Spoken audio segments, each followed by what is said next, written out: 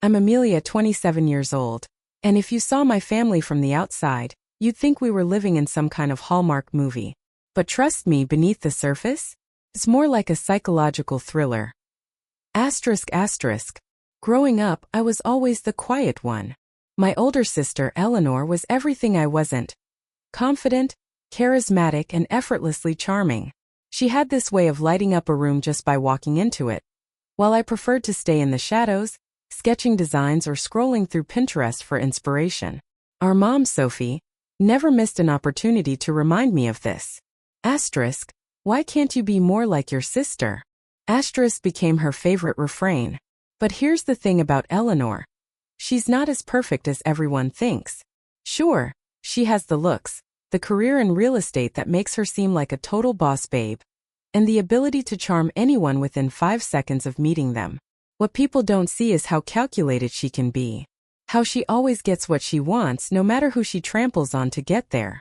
And now, she's set her sights on something, or rather someone, I didn't think I'd ever have to compete with her over.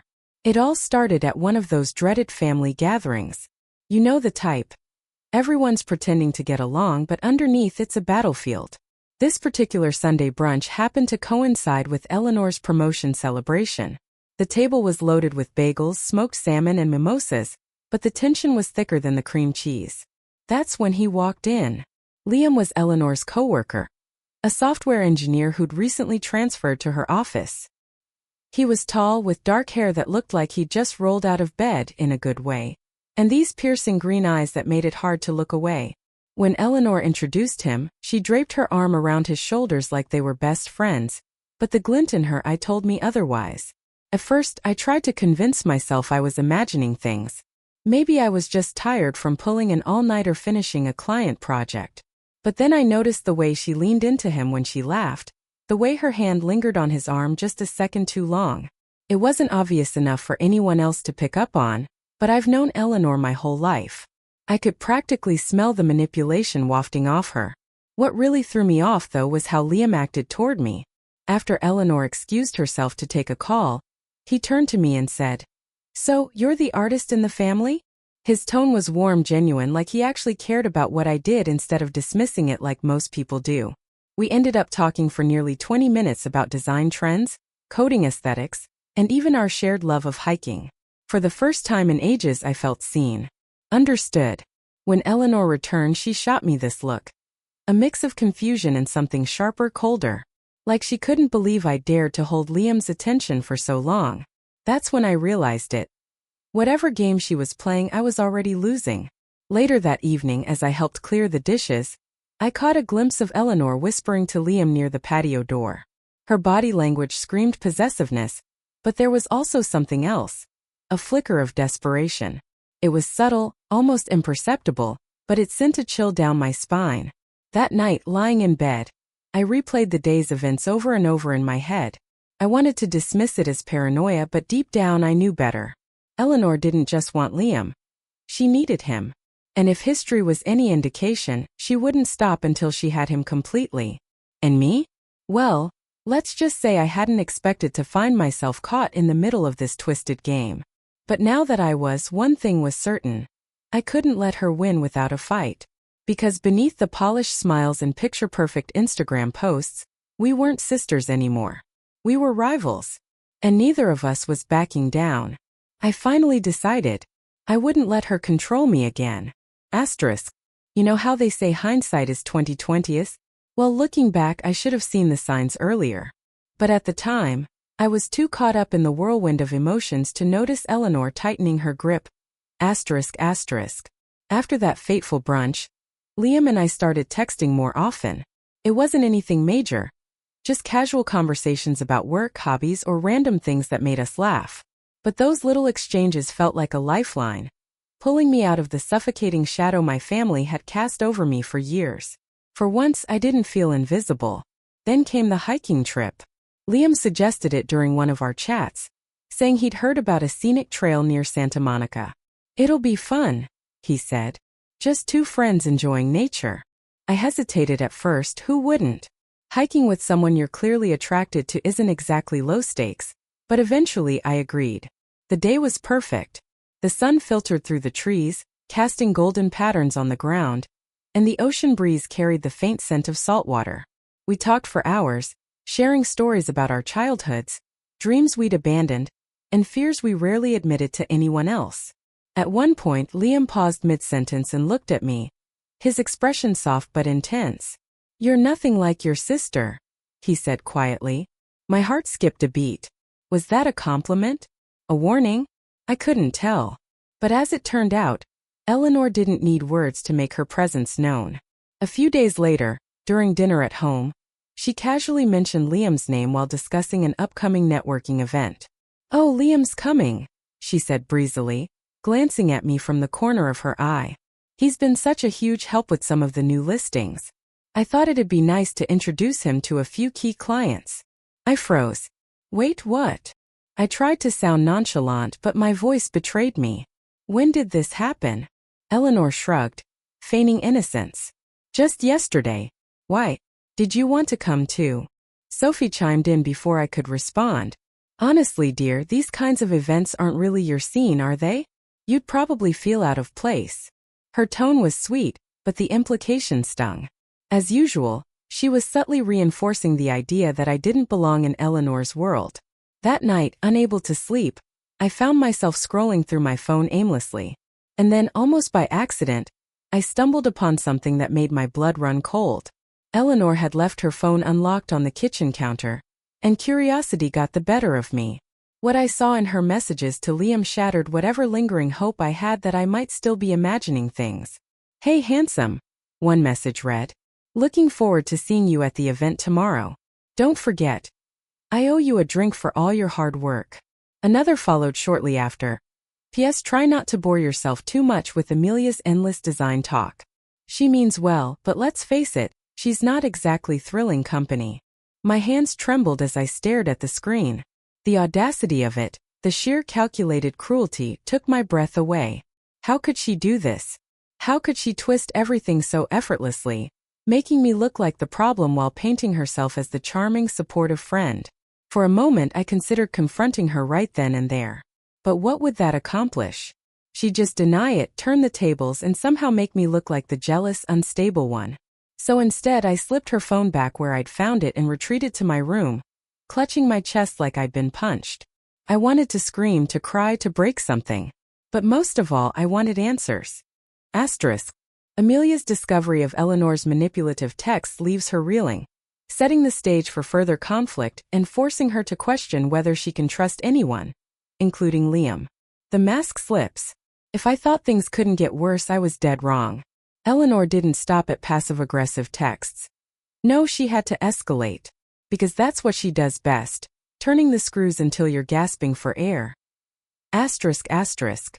Over the next week, Eleanor went into full-on control mode. Every time Liam texted me, she somehow managed to insert herself into the conversation. "Oh, Liam told me you guys were talking about that design project," she'd say brightly, as if it were perfectly normal for her to monitor my every move.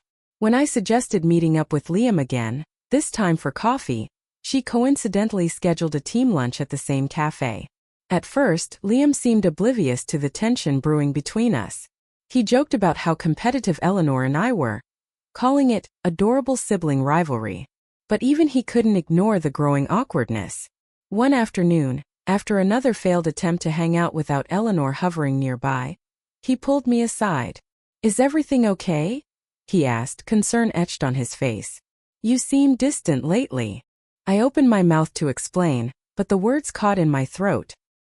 How could I possibly put into words the tangled web Eleanor had woven around us?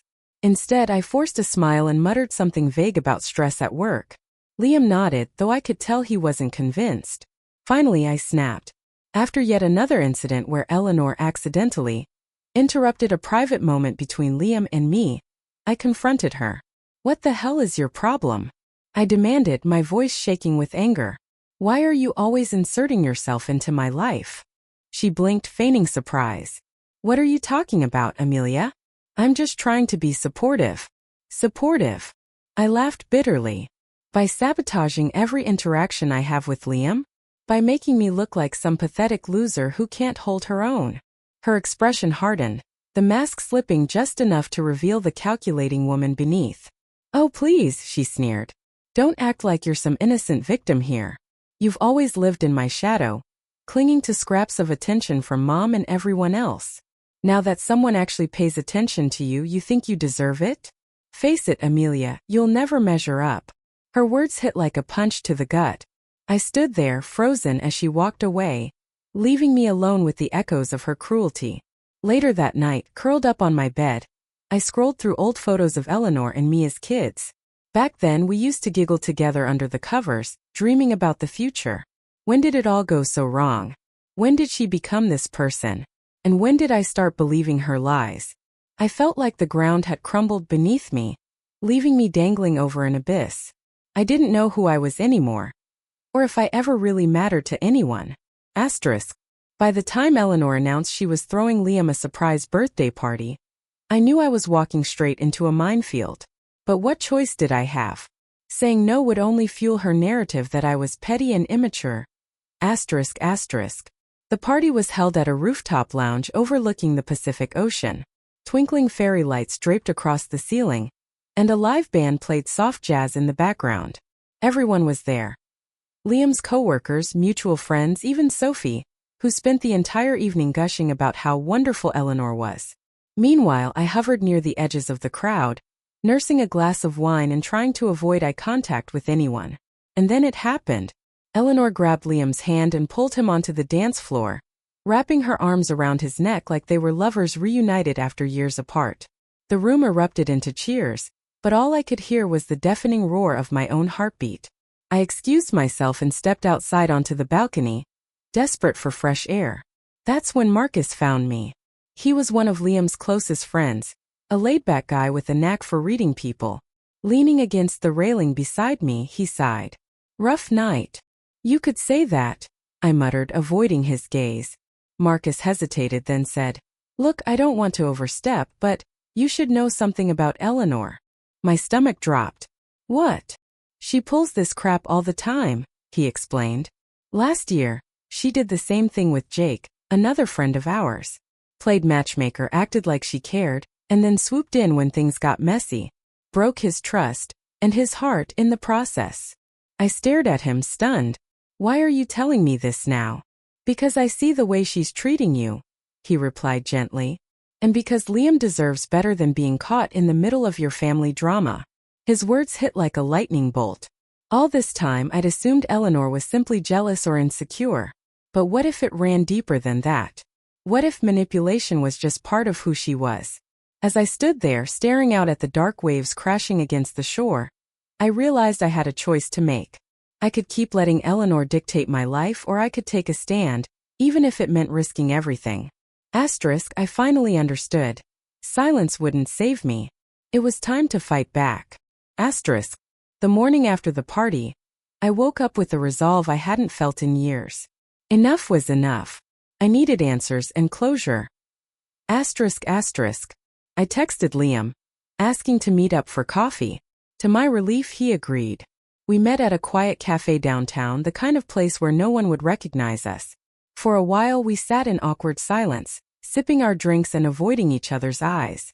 Finally, I took a deep breath and said, "We need to talk." Before I could continue, Eleanor burst through the door like a hurricane. She marched over to our table, her heels clicking angrily against the floor. "What the hell is going on here?" she demanded, glaring at me. "Are you seriously trying to sabotage my friendship with Liam?" "What friendship?" I shot back, my voice rising. "You've been using him this whole time, haven't you? Manipulating both of us for your own twisted games." Eleanor's eyes narrowed. "Oh please. Like you're any better. Always playing the victim, always blaming me for your failures. Admit it, Amelia. You're just mad because nobody chooses you." "That's not true," I shouted, tears pricking my eyes. "You're the one who's toxic. You ruin everything you touch." Our argument drew stares from the other patrons, but neither of us cared. Sophie arrived moments later, summoned by Eleanor's frantic call. Predictably, she sided with Eleanor, scolding me for causing a scene and embarrassing the family. Through it all, Liam sat silently, his expression unreadable. When the shouting finally subsided, he spoke, his voice heavy with regret. I can't do this anymore, he said softly. I don't want to choose between either of you. But pretending everything's fine isn't working either. His words hung in the air like smoke, choking me with their finality. Asterisk. I sat there numb as the reality of his statement sank in. No matter what happened next, nothing would ever be the same again. Asterisk. Breaking free asterisk asterisk. Sometimes endings are necessary. Not because they're easy, but because they make room for new beginnings. And that's exactly what happened with Liam. Asterisk asterisk. A few days after Sophie's disastrous birthday dinner, Liam sent me a text asking to meet up. When I arrived at the park where we'd agreed to talk, he was already there, sitting on a bench overlooking the ocean. The wind ruffled his hair, and for a moment, he looked smaller than I'd ever seen him, like the weight of everything had finally caught up to him. I need to say this, he began without preamble, and I hope you'll understand. Being caught between you and Eleanor, it's been tearing me apart. I care about both of you, but I can't keep doing this. It's not healthy for any of us. I nodded slowly, my throat tight. Part of me wanted to argue, to beg him to stay, but deep down I knew he was right. Our tangled web of emotions and loyalties had become toxic, and no amount of love or connection could fix that. I'm stepping back, he continued. From both of you. At least for now. Maybe forever. I need space to figure out who I am outside of all this drama. His words hit hard, but not in the way I expected. Instead of feeling abandoned, I felt free. Like the final thread tying me to my old life had been cut, leaving me untethered but alive. Meanwhile, Eleanor spiraled. Without Liam's attention to anchor her, she became erratic, lashing out at anyone who dared question her. Sophie, despite her loyalty, couldn't ignore the cracks anymore. One evening, I overheard them arguing through the thin walls of my childhood home. You've gone too far this time, Sophie said, her voice trembling. Amelia might have her flaws, but she doesn't deserve what you've done to her. Eleanor's response was sharp and bitter, filled with accusations and tears. But even from afar, I could tell she was unraveling. The pedestal she'd built for herself was crumbling, brick by brick. As for me, I started focusing on myself in ways I never had before. I set boundaries, not just with Eleanor but with Sophie too. When she called to guilt-trip me into visiting, I politely declined. I love you, Mom, I told her. But I can't keep letting Eleanor dictate my life. Over time, those boundaries gave me strength. I rediscovered hobbies I'd neglected, reconnected with friends who truly cared, and poured my energy into work that made me proud. For the first time, I realized happiness wasn't something someone else could give me. It was something I had to build for myself. Asterisk. One night, as I stood on my tiny balcony watching the stars reflect off the ocean, I felt a sense of peace wash over me. I didn't need Liam, Eleanor, or anyone else to validate me. I was enough. Asterisk. Amelia's newfound independence sets the stage for her ultimate liberation, while Eleanor's downward spiral hints at unresolved consequences still to come. A new beginning. Asterisk. The new apartment was brighter, cheerier, and closer to the heart of Santa Monica. I decorated it with pieces I'd designed myself, bold colors, abstract shapes, and quotes that reminded me of how far I'd come. Every corner felt like a testament to my resilience, a reminder that I'd survived the storm and emerged stronger on the other side. Eleanor tried reaching out a few times, her messages oscillating between anger and desperation. We're family, Amelia, she wrote once. You can't just cut me out of your life. But I could, and I did. Hold her family together. We didn't reconcile overnight, but we started rebuilding, one tentative conversation at a time. As for Eleanor, I heard bits and pieces of her life through mutual acquaintances. She'd thrown herself into work, throwing lavish parties and dating men who barely lasted a month. Her carefully constructed facade was cracking, but she refused to acknowledge it. In a way, I felt sorry for her. She'd spent so long chasing control that she'd forgotten how to live without it. One quiet Sunday morning, I sat down with a notebook and wrote a letter to myself. Dear Amelia, you've been through hell and back, and yet here you are, standing tall, breathing deeply, and choosing joy every single day. You don't need validation from anyone. Not Eleanor, not Liam, not even Mom. You are enough. You always were. Asterisk. Promise me this. No matter what happens next, you won't let anyone take your light away again. Keep setting boundaries. Keep loving fiercely. And above all, keep believing in yourself. Asterisk asterisk. Love you. Asterisk. I folded the letter and tucked it into my journal, smiling as sunlight streamed through the window. Outside, the world buzzed with possibility. Inside, I felt whole. Asterisk. Asterisk. I simply replied to myself, you are enough. Asterisk.